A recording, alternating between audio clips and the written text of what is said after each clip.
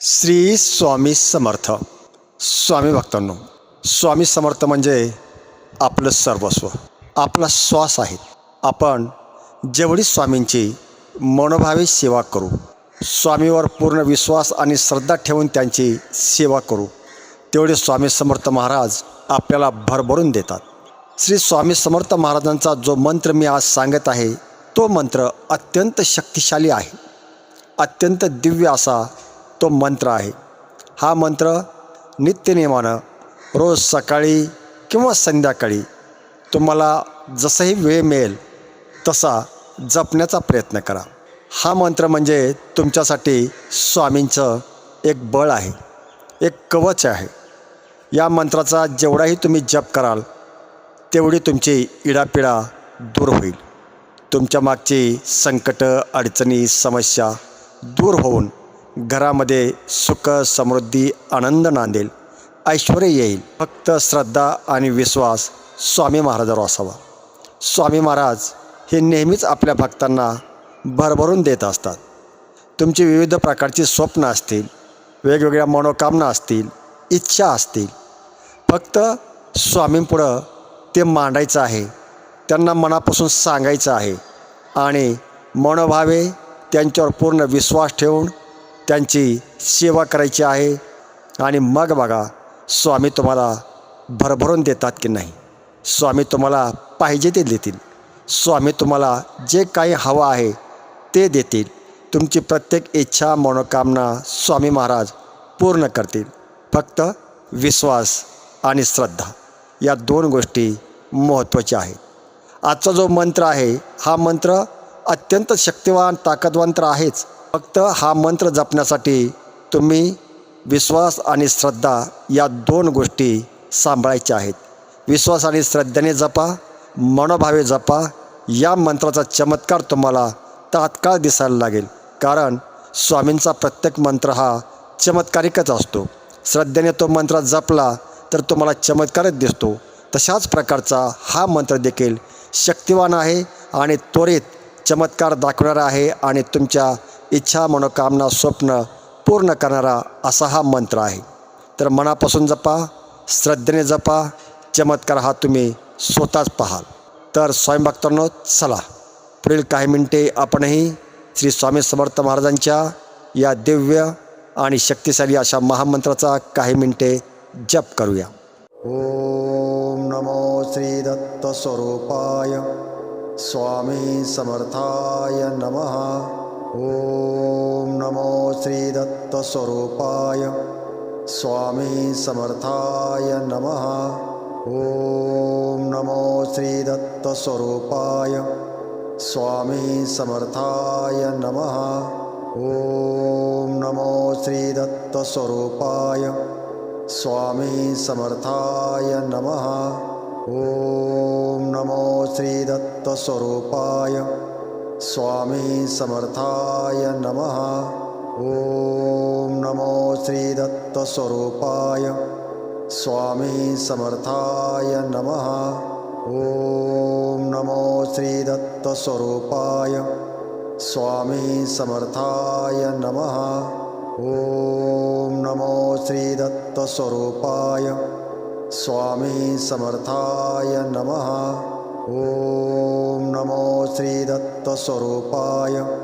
स्वामी समर्थाय नमः. ओम नमो श्री दत्त स्वरूपाय स्वामी समर्थाय नमः. ओम नमो श्री दत्त स्वरूपाय स्वामी समर्थाय नमः. ओम नमो श्री दत्त स्वरूपाय स्वामी समर्थाय नमः. ओम नमो श्री दत्त स्वरूपाय स्वामी समर्थाय नमः. ओम नमो श्री दत्त स्वरूपाय स्वामी समर्थाय नमः. ओम नमो श्री दत्त स्वरूपाय स्वामी समर्थाय नमः. ओम नमो श्री दत्त स्वरूपाय स्वामी समर्थाय नमः. ओम नमो श्री दत्त स्वरूपाय स्वामी समर्थाय नमः. ओम नमो श्री दत्त स्वरूपाय स्वामी समर्थाय नमः. ओम नमो श्री दत्त स्वरूपाय. स्वामी समर्थाय नमः. ओम नमो श्री दत्त स्वरूपाय. स्वामी समर्थाय नमः. ओम नमो श्री दत्त स्वरूपाय. स्वामी समर्थाय नमः. ओम नमो श्री दत्त स्वरूपाय. स्वामी समर्थाय नमः. ओम नमो श्री दत्त स्वरूपाय. स्वामी समर्थाय नमः. ओम नमो श्री दत्त स्वरूपाय. स्वामी समर्थाय नमः. ओम नमो श्री दत्त स्वरूपाय. स्वामी समर्थाय नमः. ओम नमो श्री दत्त स्वरूपाय. स्वामी समर्थाय नमः. ओम नमो श्री दत्त स्वरूपाय. स्वामी समर्थाय नमः. ओम नमो श्री दत्त स्वरूपाय. स्वामी समर्थाय नमः. ओम नमो श्री दत्त स्वरूपाय. स्वामी समर्थाय नमः. ओम नमो श्री दत्त स्वरूपाय. स्वामी समर्थाय नमः. ओम नमो श्री दत्त स्वरूपाय. स्वामी समर्थाय नमः. ओम नमो श्री दत्त स्वरूपाय. स्वामी समर्थाय नमः. ओम नमो श्री दत्त स्वरूपाय. स्वामी समर्थाय नमः. ओम नमो श्री दत्त स्वरूपाय. स्वामी समर्थाय नमः. ओम नमो श्री दत्त स्वरूपाय. स्वामी समर्थाय नमः. ओम नमो श्री दत्त स्वरूपाय. स्वामी समर्थाय नमः. ओम नमो श्री दत्त स्वरूपाय. स्वामी समर्थाय नमः. ओम नमो श्री दत्त स्वरूपाय. स्वामी समर्थाय नमः. ओम नमो श्री दत्त स्वरूपाय. स्वामी समर्थाय नमः. ओम नमो श्री दत्त स्वरूपाय. स्वामी समर्थाय नमः. ओम नमो श्री दत्त स्वरूपाय. स्वामी समर्थाय नमः. ओम नमो श्री दत्त स्वरूपाय. स्वामी समर्थाय नमः. ओम नमो श्री दत्त स्वरूपाय. स्वामी समर्थाय नमः. ओम नमो श्री दत्त स्वरूपाय. स्वामी समर्थाय नमः. ओम नमो श्री दत्त स्वरूपाय. स्वामी समर्थाय नमः. ओम नमो श्री दत्त स्वरूपाय. स्वामी समर्थाय नमः. ओम नमो श्री दत्त स्वरूपाय. स्वामी समर्थाय नमः. ओम नमो श्री दत्त स्वरूपाय. स्वामी समर्थाय नमः. ओम नमो श्री दत्त स्वरूपाय. स्वामी समर्थाय नमः. ओम नमो श्री दत्त स्वरूपाय. स्वामी समर्थाय नमः. ओम नमो श्री दत्त स्वरूपाय. स्वामी समर्थाय नमः. ओम नमो श्री दत्त स्वरूपाय. स्वामी समर्थाय नमः. ओम नमो श्री दत्त स्वरूपाय. स्वामी समर्थाय नमः. ओम नमो श्री दत्त स्वरूपाय. स्वामी समर्थाय नमः. ओम नमो श्री दत्त स्वरूपाय. स्वामी समर्थाय नमः.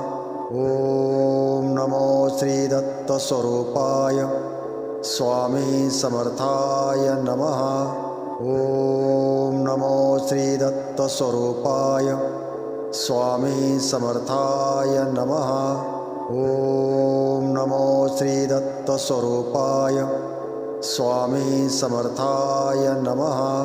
ॐ नमो श्री दत्तस्वरूपाय स्वामी समर्थाय नमः।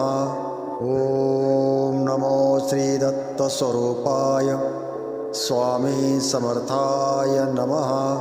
ॐ नमो श्री दत्तस्वरूपाय स्वामी समर्थाय नमः। ॐ नमो श्री दत्तस्वरूपाय स्वामी समर्थाय नमः। ॐ नमो श्री दत्तस्वरूपाय स्वामी समर्थाय नमः। ॐ नमो श्री दत्तस्वरूपाय स्वामी समर्थाय नमः। ॐ नमो श्री दत्तस्वरूपाय स्वामी समर्थाय नमः। ॐ नमो श्री दत्तस्वरूपाय स्वामी समर्थाय नमः। ॐ नमो श्री दत्तस्वरूपाय स्वामी समर्थाय नमः। ॐ नमो श्री दत्तस्वरूपाय स्वामी समर्थाय नमः। ॐ नमो श्री दत्तस्वरूपाय स्वामी समर्थाय नमः।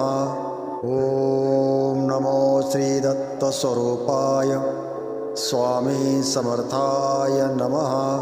ॐ नमो श्री दत्तस्वरूपाय स्वामी समर्थाय नमः। ॐ नमो श्री दत्तस्वरूपाय स्वामी समर्थाय नमः।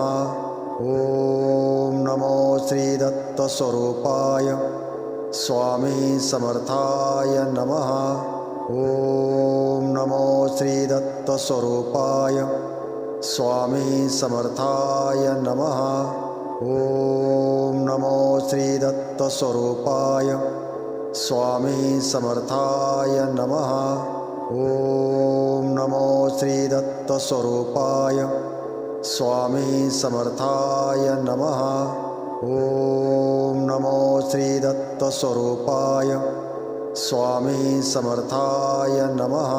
ॐ नमो श्री दत्तस्वरूपाय स्वामी समर्थाय नमः। ॐ नमो श्री दत्तस्वरूपाय स्वामी समर्थाय नमः। ॐ नमो श्री दत्तस्वरूपाय स्वामी समर्थाय नमः। ॐ नमो श्री दत्तस्वरूपाय स्वामी समर्थाय नमः। ॐ नमो श्री दत्तस्वरूपाय स्वामी समर्थाय नमः। ॐ नमो श्री दत्तस्वरूपाय स्वामी समर्थाय नमः। ॐ नमो श्री दत्तस्वरूपाय स्वामी समर्थाय नमः। ॐ नमो श्री दत्तस्वरूपाय स्वामी समर्थाय नमः। ॐ नमो श्री दत्तस्वरूपाय स्वामी समर्थाय नमः। ॐ नमो श्री दत्तस्वरूपाय स्वामी समर्थाय नमः। ॐ नमो श्री दत्तस्वरूपाय स्वामी समर्थाय नमः। ॐ नमो श्री दत्तस्वरूपाय स्वामी समर्थाय नमः।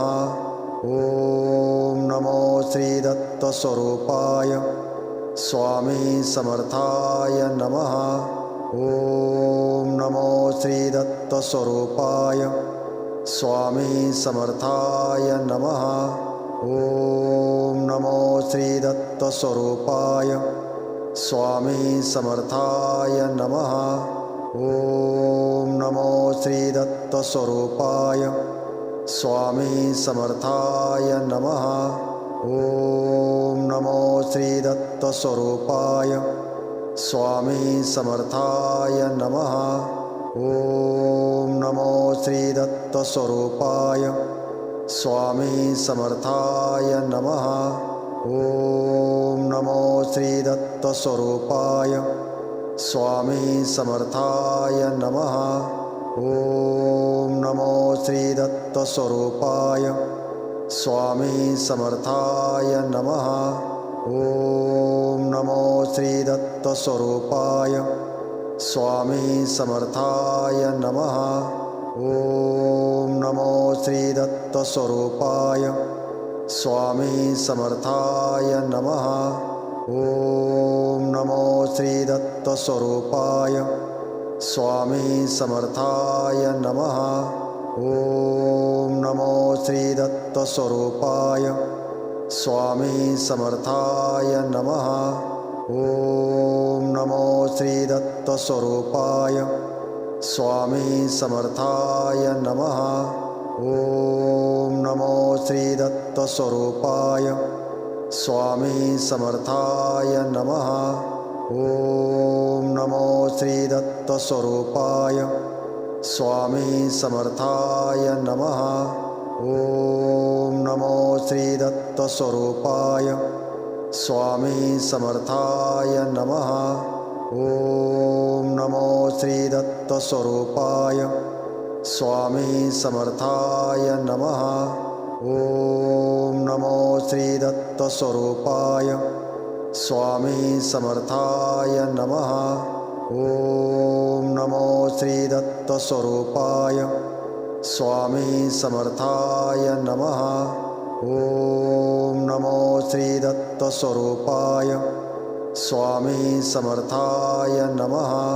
ॐ नमो श्री दत्तस्वरूपाय स्वामी समर्थाय नमः।